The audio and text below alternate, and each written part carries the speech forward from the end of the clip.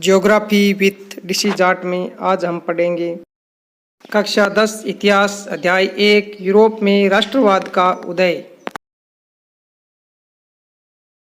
Frederick सार्यू कौन था? उत्तर फ्रांसीसी चित्रकार।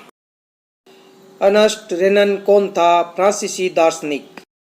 जर्मन राष्ट्र का रूपक क्या था? उत्तर जर्मेनिया। ये किस बात का प्रतीक था? वीरता का।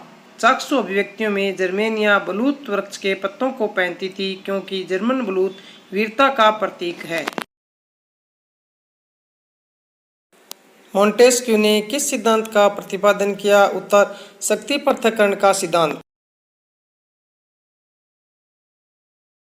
कौन सी विश्वविख्यात घटना को राष्ट्रवाद की पहली स्पष्ट अभिव्यक्ति माना जाता है? उत्तर फ्रांसीसी क्रांति को।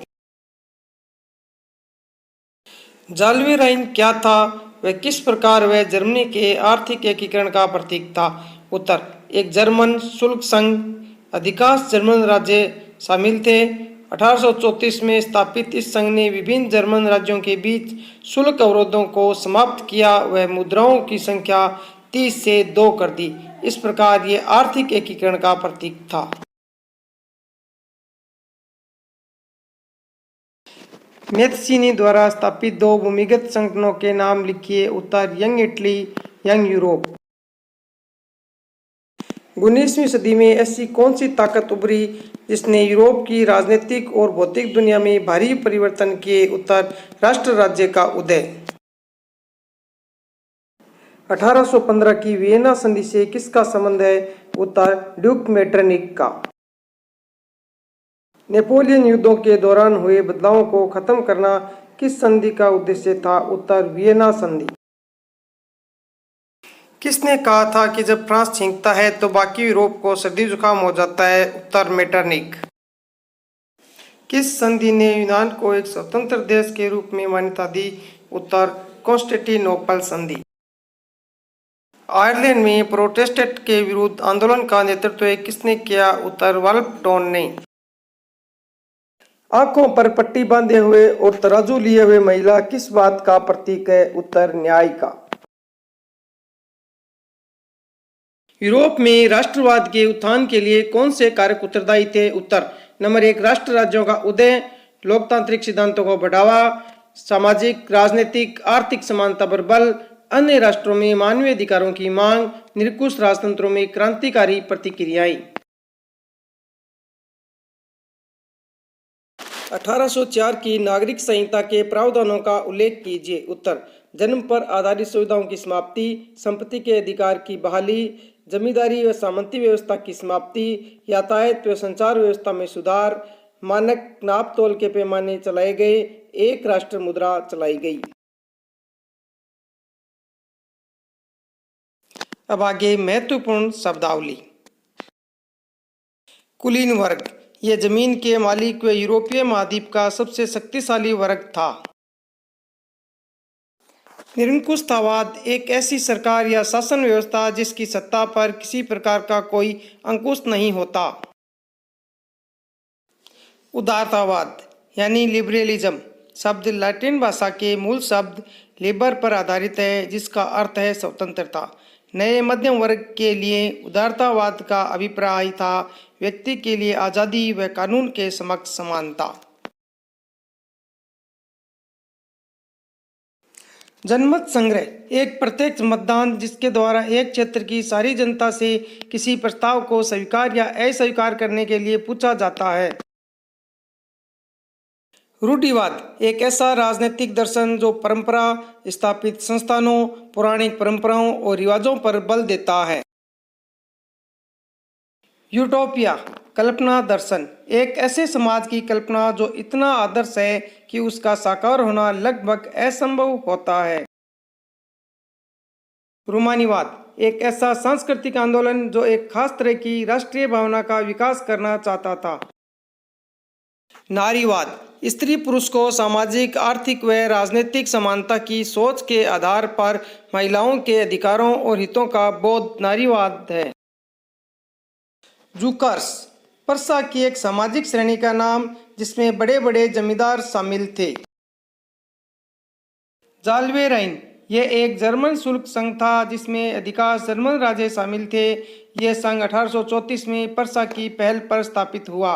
इसमें विभिन्न राज्यों के बीच शुल्क अवरोधों को समाप्त कर दिया गया और मुद्राओं की संख्या 2 कर दी गई, जो पहले 20 से अधिक थी। यह संघ जर्मनी के आर्थिक एकीकरण का प्रतीक था।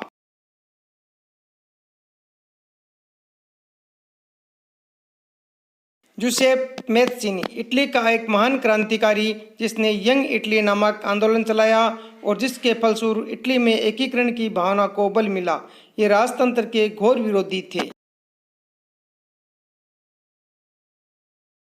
गैरिबाल्डी इटली का महान क्रांतिकारी जो मैत्सिनी का सहयोगी व समकालीन था। उसने लाल कुर्ती नामक सेना तैयार की जिसकी सहायता से उसने ऑस्ट्रिया को हराया। उसने इटली की स्वतंत्रता के लिए कई आंदोलन किए। काबूर को इटली का बिस्मार्क माना जाता है। वह इटली के सार्डिनिया राज्य का प्रधानमंत्री था। उसने सर्वप्रथम अपने राज्य को इटली में मिलाने का कार्य किया। बिस्मार्क जर्मनी के इतिहास में अद्वितीय स्थान प्राप्त है। उसने जर्मनी के एकीकरण के लिए रक्त तथा लौह की नीति अपनाई। उसके प्रयासों से ही जर्मनी का एकीकरण संभव हुआ। यूरोप के कुलीन वर्ग की विशेषताएं लिखिए। उत्तर, जीवन जीने की समान शैली, भूस्वामित्व, कूटनीतिक भाषा, आपस में वैवाहिक संबंध, उस वर्गों के बीच फ्रेंच भाषा का प्रयोग। 19वीं सदी में यूरोप में राष्ट्रवाद की लहर के क्या कारण थे? उत्तर, जनता पर अत्याचार, निरंकुश शासन व्यवस्था, उदारवादी विचारों का प्रसार, स्वतंत्रता, समानता तथा बंधुत्व का नारा, शिक्षित मध्यम वर्ग की भूमिका। नेपोलियन ने इटली पर आक्रमण कब किया? उत्तर, 1797 में। 19वीं सदी में ऐसी कौन सी ताकत उभरी जिसने यूरोप की राजनीतिक और भौतिक दुनिया में भारी परिवर्तन किए? उत्तर, राष्ट्र राज्यों का उदय। निम्न में से कौन सा लक्षण नेपोलियन की संहिता का लक्षण नहीं था? ए, जन्म पर आधारित सुविधाओं का होना, बी, संपत्ति का अधिकार, सी, सबके लिए वयस्क मताधिकार, डी, कानून के समक्ष समानता।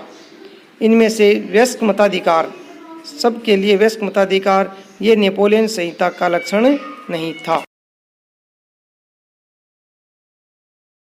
वियना कांग्रेस किस वर्ष में आयोजित की गई? उत्तर, 1815 में।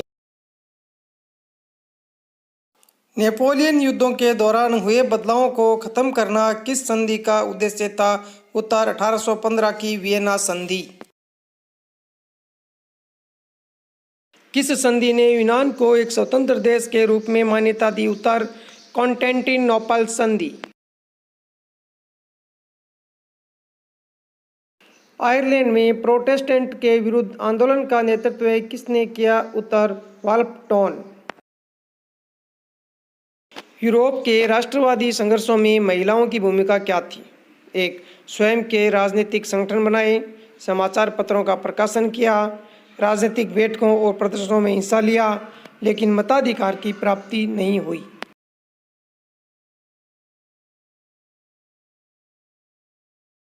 उन्नीसवीं सदी में यूरोप में राष्ट्रवाद की लहर के क्या कारण थे? उत्तर, जनता पर अत्याचार, निरंकुश शासन व्यवस्था, उदारवादी विचारों का प्रसार, स्वतंत्रता, समानता तथा बंधुत्व का नारा, शिक्षित मध्यम वर्ग की भूमिका।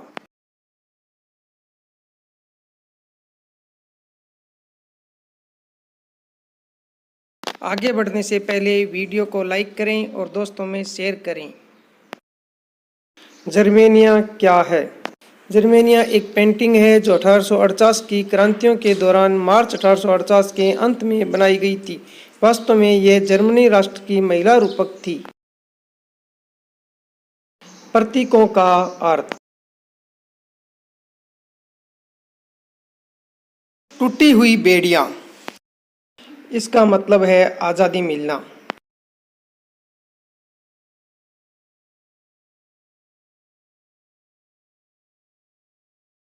बाज छाप वाला कवच, जर्मन समुदाय की शक्ति का प्रतीक। बलूत की पत्तियों का मुकुट, वीरता का प्रतीक है। तलवार, मुकाबले की तैयारी।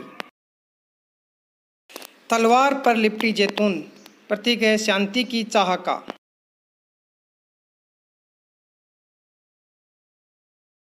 काला, लाल और सुनहरा, ये क्या है? 1848 में उदारवादी राष्ट्रवादियों का झंडा। उगते सूर्य की किरणें, प्रतीक है एक नए युग का सूत्रपात की।